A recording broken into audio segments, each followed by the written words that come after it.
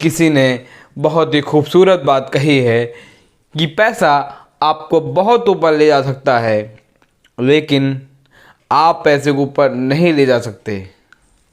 नमस्कार, राम राम, सत श्री अकाल। The highest in me bows down to the highest in you.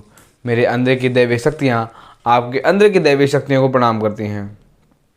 दोस्तों, एक बहुत ही मज़ेदार कहानी एक राजा की। एक राजा बूढ़ा हो चला था।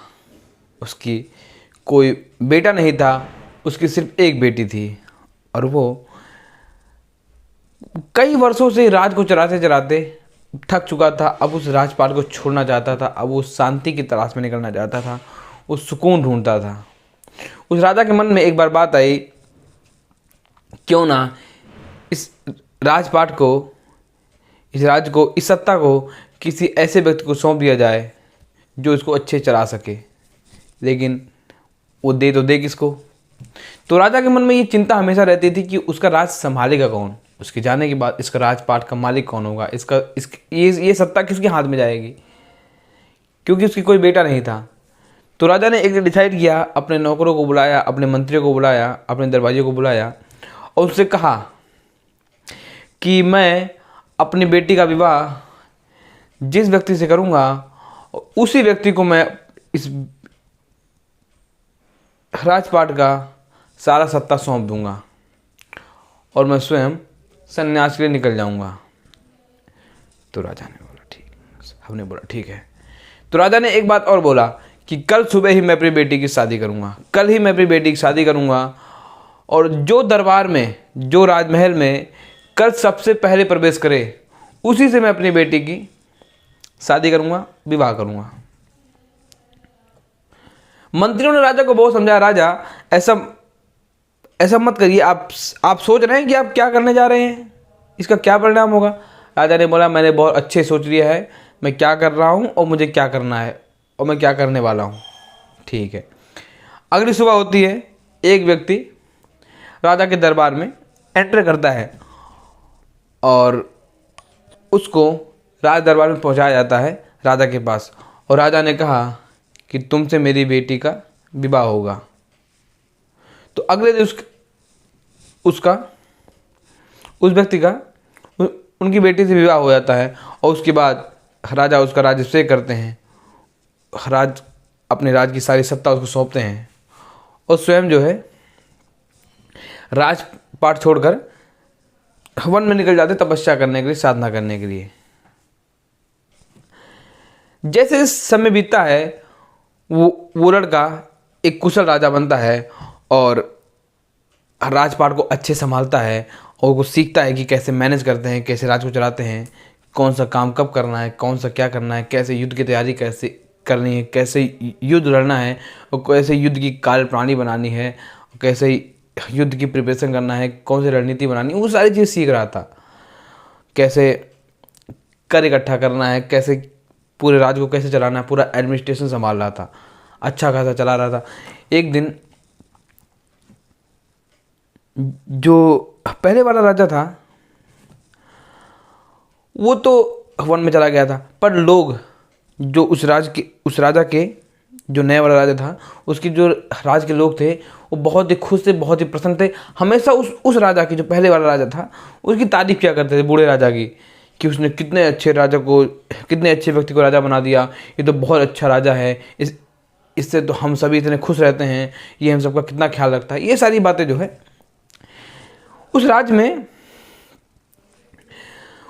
के राजमहल में अलग अलग विभाग था। जो शस्त्र विभाग था उसकी जो है कमरे की चाबी वहाँ के सेनापति के पास रहती थी, रक्षा मंत्री के पास रहती थी।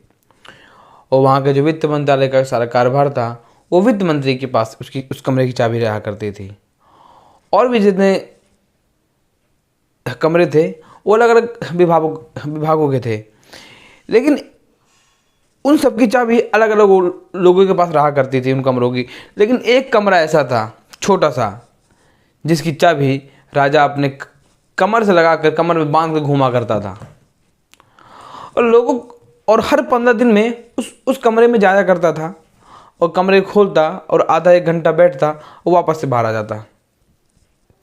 अब लोगों के मन में कौतूहल था कि उस कमरे में ऐसा है क्या जो राजा वहाँ जाते हैं और आधा एक घंटा बैठते हैं वहाँ, 1 घंटे 2 घंटे, कभी कभी 3-3 घंटे वहाँ बैठते थे। लोगों ने बहुत बार जानने का प्रयास किया। एक बार जो राज्य का जो सबसे बड़ा मंत्री होता है वो वित्त मंत्री होता है, वहाँ का राजा का था, मतलब उस राज्य का नियम था जो सबसे बड़ा राजा के बाद कोई मंत्री होगा तो वो वित्त मंत्री। अब लोगों की हिम्मत तो होती नहीं थी, तो उन्होंने वित्त मंत्री को मनाया, उनको कन्विंस किया कि आप राजा जरा पूछिए कि उस कमरे में ऐसा क्या है जो राजा वहाँ लेने जाते हैं, उस कमरे में ऐसा क्या खजाना रखा हुआ है। जब उन्होंने राजा से पूछा वित्त मंत्री ने, राजा भड़क गया, लाल पीला हो गया, तुम्हारी हिम्मत कैसे हुई पूछने की, आज के बाद कभी दोबारा जीवन में पूछना मत। अब किसी की हिम्मत नहीं होती पूछने की कि राजा उस छोटी सी कोठरी में है क्या। फिर इन सब ने राजा को जानने के लिए, मतलब उस कमरे में क्या है राजा से जानने के लिए जो महारानी जी थी उनको मनाया, क्योंकि राजा है तो उनकी धर्मपत्नी ना, उनकी बात तो मानेगी माँ। उन्होंने राजा को मनाया और रानी जी ने बहुत ही राजा को